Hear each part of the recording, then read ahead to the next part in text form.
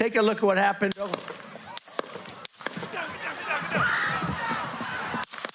How did a lone gunman come so close to killing Donald Trump on Saturday in Pennsylvania, where the former president was shot in the ear?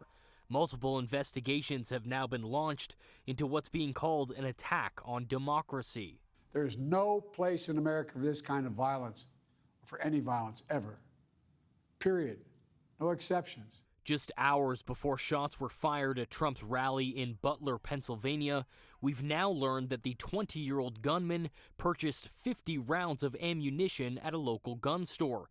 The AR-style weapon used by Thomas Matthew Crooks has been traced back to his father.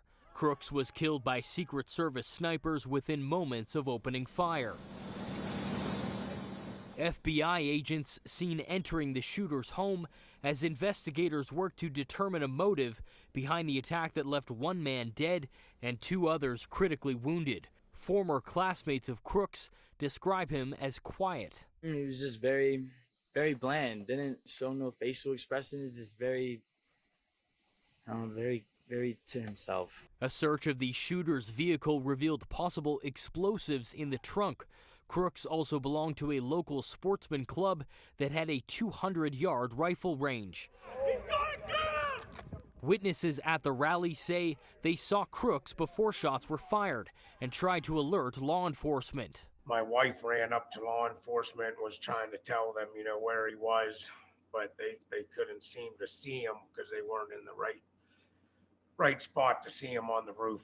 The Secret Service did not sweep the building where the gunman was perched. When I say that something like this cannot happen, we are speaking of a failure. A source familiar with the investigation says a local counter-sniper team was responsible for the building, but the Pennsylvania State Police deny that responsibility. I've been to plenty of events with presidents. The Secret Service does often rely on state and local law enforcement to help expand their perimeter, but it's hard for me to understand how a roof that close, that accessible was not secured. He was just inches away from killing former President Trump. The director of the Secret Service says they will cooperate with an independent review of the incident and confirms that changes have been made to Trump's security detail to ensure his safety.